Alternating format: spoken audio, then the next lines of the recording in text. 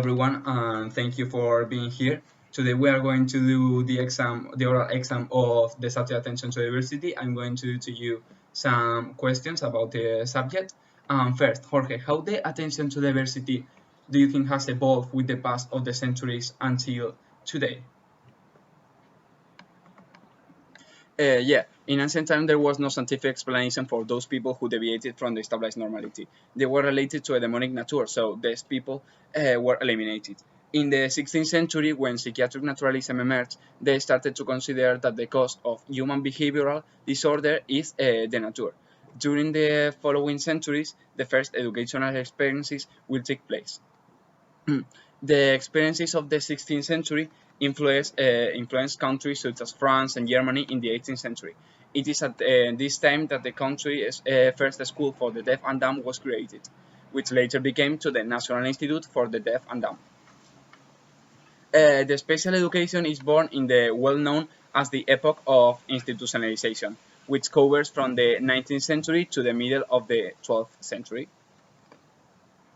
During the validity of this stage, two lines of action will be developed. One, the healthcare line, and another, the educational line, from which the educational possibilities of these children are trusted on the development of appropriate methods from the 1965 to the 1970. A sharp turn is going to take place in relation to the way of understanding and specifying the educational attention and response to the diversity. The ideology of normalization emerged, proposing a radical change compared to the institutionalization. Nowadays, everything is very different, since we have an educational system that focuses on the integration, where it seeks an environment where we all sit comfortably and we can learn regardless of our personal difficulties, not only giving importance to their inclusion in society, but also the participation that they have. Thank you. Jorge, from your point of view, how the different educational laws have affected to attention to diversity in the Spanish educational system? Well, I will start talking about the LOCSE. But what is the LOCSE? It is the Ley de Ordenación General del Sistema Educativo, which means General Management Law of the Educational System. It represents the beginning of inclusive educational policies in Spain. It established that all students may require at a certain point of the educational process special attention because they may have some difficulties. This attention to the diversity of students will be achieved with an open and flexible curriculum and with measures such as mentoring or reinforcement. In 2006, the law appears. This fact supposes the continuity of the principles expressed by the LOCSE, as well as the adoption of the new ones in order to respond to the needs present in the educational system. In 2013, it changed, and the new educational law LONCE came into force. It proposed a fun educational structure with different options, progressively different towards which the student are channeled based on their strengths and aspirations. And what measures of attention to diversity that are included in the law do you consider vital in a situation such as the COVID-19, and why? Yeah, in the general measures, it talks about the development of programs appropriate to the characteristic of the students, such as the reception programs, school abstention, values education, social habits, and personal autonomy, access to the world work.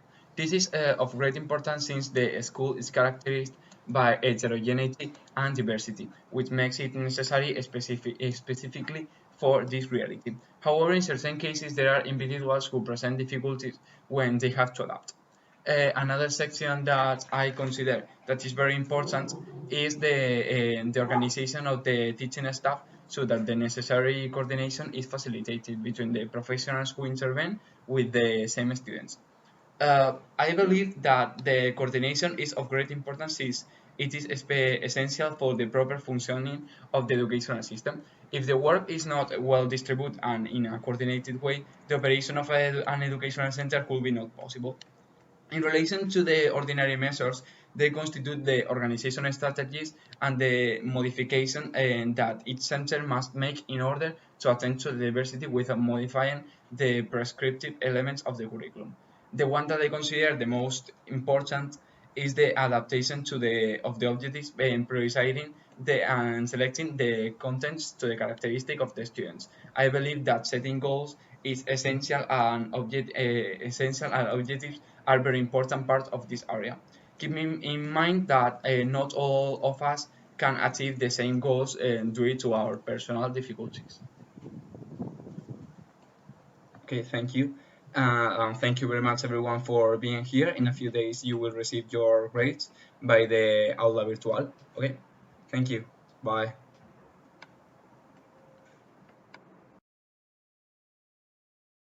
The note I think I deserve it's an 8, because I think I have worked a lot in this subject, and together with my team, we have done a very good job. What I consider the most important that I have learned this year in this subject, it could be the PTA, since I think that it has made me change quite the way of thinking that I had previously, and I have learned to solve certain circumstances.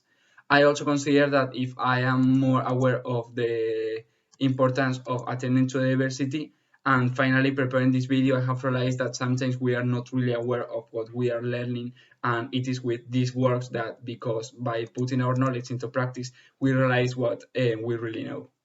Thank you.